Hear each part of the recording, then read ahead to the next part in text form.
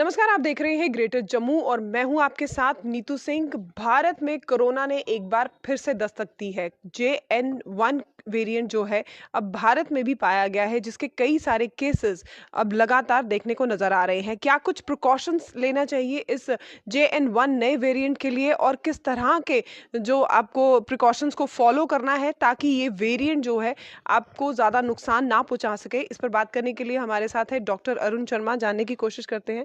Sir, greater Jammu में आपका स्वागत है। सबसे पहले तो आपसे जानना चाहेंगे, JN1 जो नया वेरिएंट आया है कोरोना का, ये कितना डेडली है? जहाँ तक बात है वेरिएंट्स की, कोरोना वेरिएंट्स की, मैं तो एक्सपर्ट नहीं हूँ। माइक्रोबायोलॉजिस्ट या जो बाकी इसके एक्सपर्ट है वही बता सकते हैं, पर एज ए डॉक्टर मैं एक जनरल बात करूंगा कि कोविड के या किसी भी वायरस के बहुत सारे वेरिएंट्स हो सकते हैं और आने वाले टाइम में भी आते रहेंगे, क्योंकि वायरस एक ऐसी चीज़ है जो अपने आप को मॉडिफाई कर लेता है, अपना अपना चेंज कर लेता है अपने को, ताकि कोई मेडिसिन का उनका इफेक्ट उस पर ना हो, एंड वो अपने करेक्टर को थोड़ा चेंज करता रहता है और डिफरेंट वेरिएंट्स उसके आते रहेंगे।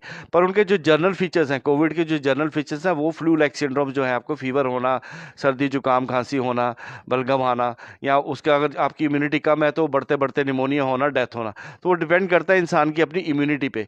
कई लोगों को वायरस जो बॉडी में जाते हैं और उनको कोई भी सिम्टम नहीं होता और वो ठीक ठाक होकर बाहर निकल जाते हैं। कुछ लोगों को माइल्डली कोल्ड होगी, 4-5 दिन, या बॉडी एक्स होंगी, एंड उसके बाद वो ठीक हो जाएंगे। तो ये डिपेंड करता है आपकी इम्यूनिटी पे और किस टाइप का वायरस, आपको कितनी स्ट्रेंथ उसको आपके अंदर गई है। तो आपको प्रिवेंशन जो इसका सबसे बड़ा इसका इलाज है, आप इसको प्रिवेंट कर सकते हो, ताकि अगर आपके सामने कोई कोल्ड कफ या अगर किसी को कोविड है तो उससे हमने बचाव करना है।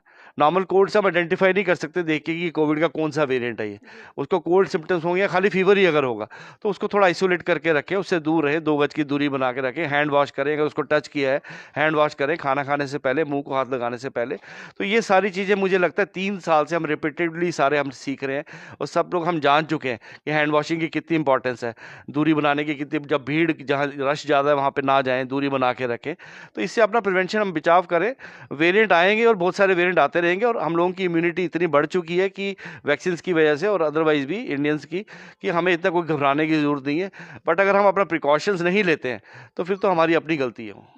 सर, हमने 1-2 नहीं 3-3 वेव से लड़ाई की है और जहाँ देखा गया कि बाकी देशों के मुकाबले भारत पर इतना असर देखने को नज़र नहीं आया कोविड का। लेकिन अब जब कोविड का ये नया वेरिएंट वापस आया है, तो इस समय मेडिकल जो डिपार्टमेंट है, वो कितना तैयारी में है? मेडिकल डिपार्टमेंट हमारा ऑलरेडी फर्स्ट वे में तो हम तैयारी शुरू की थी हमने, सेकंड वे में हम थोड़ा बहुत तैयार हो गए थे, जिसमें मॉर्टेलिटीज़ हमारी काफ़ी हुई थी। थर्ड वेव के आते आते तो हमारे हॉस्पिटल 10 टाइम्स इतने डेवलप हो चुके हैं कि हमारे पास ऑक्सीजन सप्लाई, हमारे पास वेंटिलेटर्स, कोई भी इक्विपमेंट बोलो, मोनीटर्स बोलो, सारे के सारे हॉस्पिटल जो है, ये हॉस्पिटल जो कोविड में पूरा का पूरा हॉस्पिटल बना है, खाली बिल्डिंग थी इसकी, आज की डेट में 200 बेड हैं, सब पे ऑक्सीजन सप्लाई है, मोनीटर्स लगे हुए हैं सब पे, हर बेड हमारा एक इंटेंसिव केयर बेड है। तो that way we are ready. पर हमें इसमें, मुझे नहीं लगता कि हमें बड़ा कोई ऐसी एपिडेमिक या कोई घबराने वाली ऐसी कोई ज़रूरत है। नॉर्मल कोल्ड वेव जो है, जो वेदर चेंज की वजह से, वायरस की वजह से नॉर्मल कोल्ड का वेव थोड़ी बहुत जो आती है, सीजनल वेरिएशन लोगों को, वो तो आनी ही आनी है। उसमें यही है, जो सिक इंसान है उसको थोड़ा प्रिकॉशन रखना, अपने को दूर रखना, 1-2 दिन की छुट्टी करे, डॉक्टर को चेक कराए, मेडिसिन ले, एंड बाकी चीज़ें जो मैंने बोली, दूरी बना के रखे, बूढ़ों को और बच्चों को ज़्यादा प्यार ना करें। तो उससे हम इससे प्रिकॉशन अपना बचाव कर सकते हैं। सर, जब कोविड ने दस्तक दी थी, फर्स्ट और सेकंड वेव में देखा था कि लोग बहुत ज़्यादा प्रिकॉशंस फॉलो कर रहे थे। जो अप्रोप्रिएट बिहेवियर था, हाथ धोना, मास्क पहनना, 2 गज की दूरी बनाकर रखना। अब जब एक बीच में अल्प विराम आया तो लोग नॉर्मल अपनी लाइफ में आ गए और लोगों ने कहीं ना कहीं इन प्रिकॉशंस को दरकिनार कर दिया। अब ये दोबारा से जो वेरिएंट है, ये भारत में पाया गया है। इसकी वजह से कई लोगों की जानें भी गई हैं। पंजाब में भी कल एक जान गई है और बहुत सारे ऐसे केसेस देखने को नजर आए हैं। क्या अब लोगों को ये जिस तरह से वो कोविड अप्रोप्रिएट बिहेवियर को लेकर बड़े ज़्यादा लापरवाह हो चुके थे, क्या वापस उसी तरह से फॉलो करना ज़रूरी है? नॉर्मल प्रिकॉशन जो करना बहुत ज़रूरी है, डरने की ज़रूरत नहीं है हमें। बट ये है कि इंसान का जो बिहेवियर है ना, बड़ा, it is not easy to understand.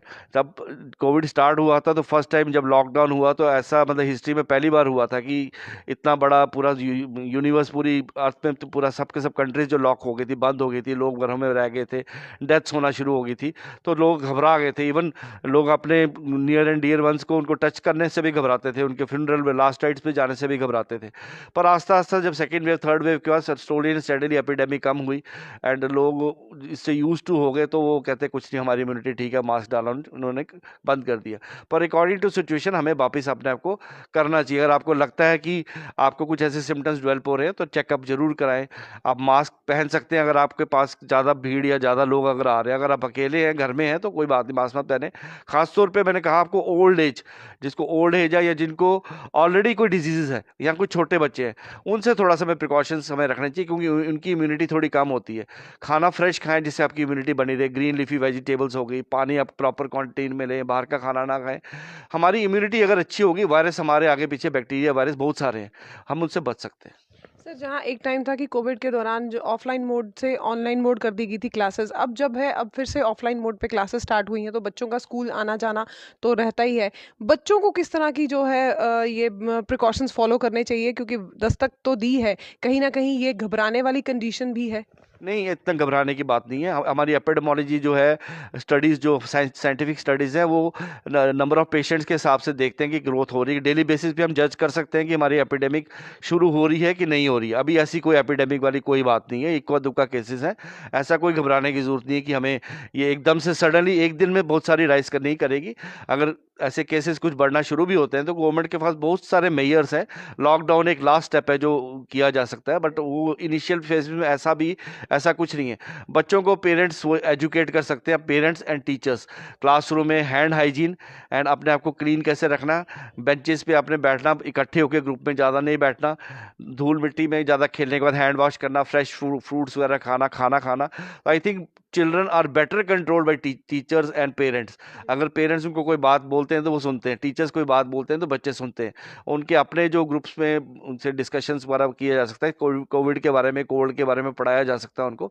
अभी ऐसे कोई पैनिक वाली सिचुएशन नहीं है। हमारे बच्चे मुझे लगता है ज़्यादा समझदार है as compare to adults. Thank you sir, greater Jammu के दर्शकों को इतनी इन्फॉर्मेशन देने के लिए धन्यवाद। तो ये थे डॉक्टर अरुण शर्मा, जिन्होंने हमें बताया कि JN1 वेरिएंट जो भारत में अब वापस आ चुका है, कोरोना एक बार फिर से दस्तक दी है। अभी इतना जानलेवा नहीं है, लेकिन जो एक अप्रोप्रिएट बिहेवियर है उसे फॉलो करना उतना ही ज़रूरी है जितना हम कोविड 1 सेकेंड फर्स्ट वेव में या सेकेंड वेव में या थर्ड वेव में हम फॉलो करते थे। उसी तरह के प्रिकॉशंस को अब फिर से फॉलो करना एक ज़रूरी है। इसी तरह की अपडेट्स के लिए जुड़े रहिए ग्रेटर जम्मू के साथ। कैमरामैन अजय जाड़ू के साथ मैं नीतू सिंह, ग्रेटर जम्मू के लिए। धन्यवाद।